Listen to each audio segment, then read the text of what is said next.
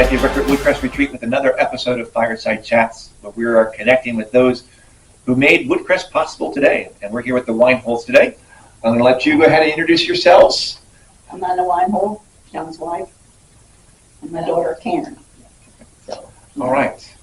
So you guys have been a part of Woodcrest from the very beginning. Mm-hmm. Your husband John was one of the original signers. Yeah, he never got to be a charter member, but Okay. he got his share of charter work. I heard that, yeah. Yeah. So why don't you tell me a bit about those early days? What made you guys get involved, and what was it like? Well, he got more involved than I did. Okay. Until the Lady Auxiliary, that's when I started getting more involved, yeah. So otherwise, he was up there, and I was home with the children still. Okay. What were they doing up there? Cutting trees and digging ditches and stuff like that. I don't know. I know one time he said he was digging a ditch and he felt something hit him, and there was a copperhead that hit him on. He had a leather coat on. Wow. He was making a ditch for something. I don't know what. Okay. He said he was scared at that time. Yeah, well, I would be too. Do you see any out there? No, we don't seem to have. There are no copperheads on the mountain anymore. We're good. So, what was the vision behind Woodcrest? I mean, you were part of the effort of Mennonite Church when they started it. What was the thoughts? What were they doing? Well, my Peter Root thought instead of us all going down to Black Rock or what's the other one? Cal High. We should have one because we're North Center too. Okay. So he started looking with a couple of the members, and Corey Miller and Pete Landis Weaver, and then they went together, of course, and then after they bought a couple of lands, and then Alvin got interested in it. Okay. Yeah. So the original thought was just to have like a spot to go and relax and be out in creation? Mm-hmm. Okay. Yeah. So, and then they built that one pavilion up there. Okay. So. Oak shade, right? Oak shade, yeah. Right. That's there for years already. Yeah. Yeah. But we didn't have no kitchen, and then Melvin started with this day camp, and no kitchen, no stove, so we had hot dogs on the grill. And we still make hot dogs today. Well, that time that was the only way we could make something hot. Okay. So I don't remember too much about all the other things that they done, but I know one thing: the children would not eat our canned fruit that we brought. They were used to bought fruit, and we could not figure that they would not eat this good fruit. Home canned. I ain't got home canned because, yeah. So I helped quite a few with the day camp then, and I have managed some of it too. All right. So day camp started in '69. Were you pretty much from the beginning helping out with that? Yeah. Okay. Yeah. And I tried to help where I could, and things like that. Yeah. Because I thought it was a good thing. Yeah. So Karen, were you a part of day camp from the beginning too, or? Oh, wherever my mom would take me. Spring Glen provided a lot of the food, I remember. Okay.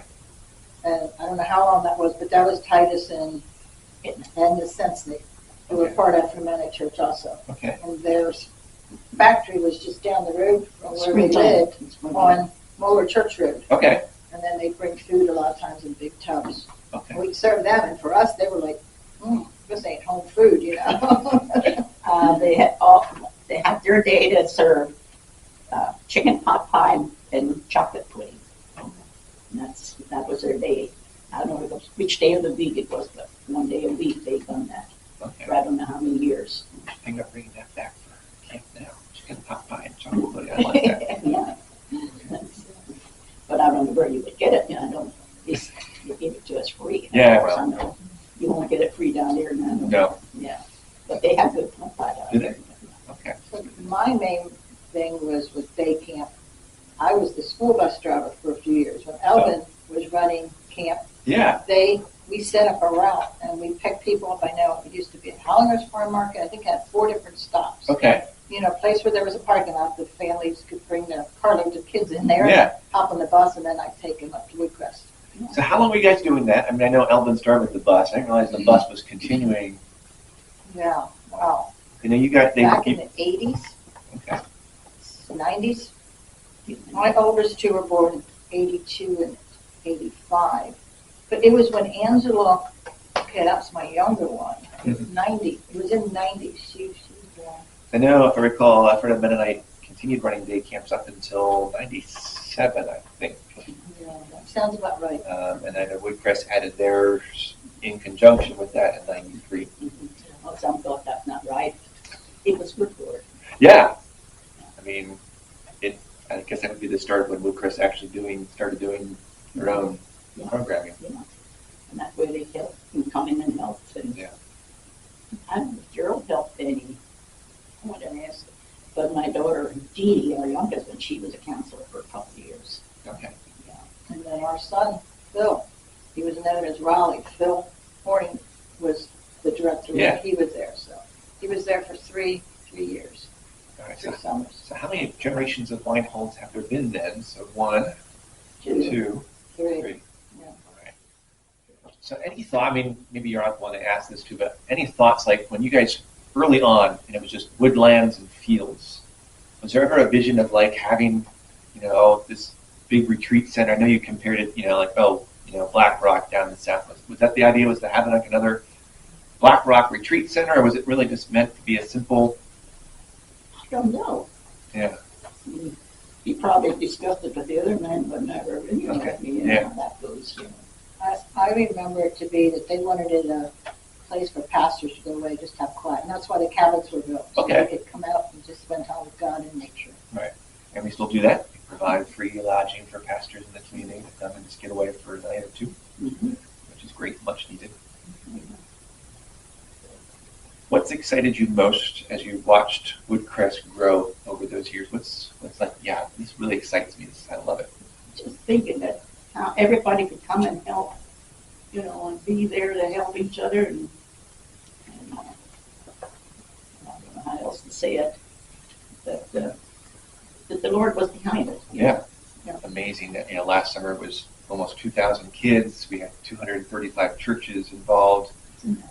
That's just, because of a vision that your church had early on. I love it. It was Elvin that really had the vision for that, yeah. So the church, Effort of Mennonite Church, I mean, they were key in those for the first 20, 30 years. What was it about Effort of Mennonite Church that seemed that they were invested in so much? Because they did the day camp, every time I hear something, it's always Effort of Mennonite Church. You go back to Roy Miller, he was always More in our mission, yeah. It's mission, and that's what our church was really for missions, to reach. Okay. That's when I got it, yeah. I know in Mennonite circles, Ori has quite the name, but outside of that, some of our newer churches and families may He not was a know. member in our church. He left on trips, come home. Or you have anything to say? That's it. You never find too much out what he wants. Okay. He was very quiet. He was the original of the Mennonite Central Committee. Okay. When he started that, Okay. to go wherever the wars were, or, famines or bad weather. Russia was down. He went over there and helped Okay. get something going, and that's how he started with our MRC at the old church. Okay. And there we had clothing that we sent and stuff, and I went off there at different times, And that little old church is packed full of stuff. Yeah. Yeah. That we sent over across to Russia, where the war was at the time.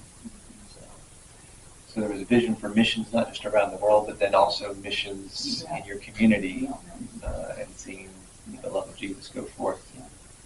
Yeah. That building's still around. Obviously, Oakshade and Cedar Lane are still there.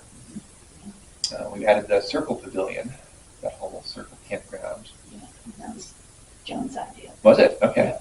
Because if you went over, the other places can't be built, had a circle that you could sit in. Yeah. So, yeah. Well, you mentioned earlier when we were talking lamplighters, camplighters. That's their camping group. Right. Yeah. Okay. It's a Christian camping group for families, and it was a huge. When we had it up above, Circle. I think we had 40,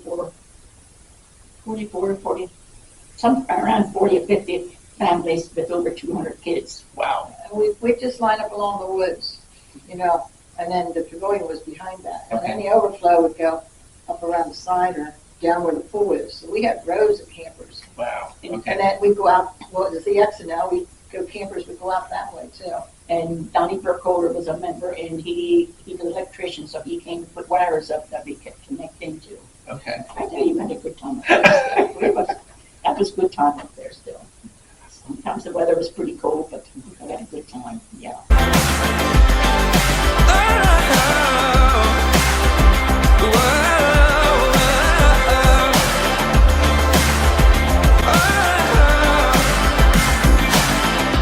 I've been walking through the fire. I've been drowning in the rain. The finish line keeps getting farther. Don't know how much more I can take. Gonna lift my head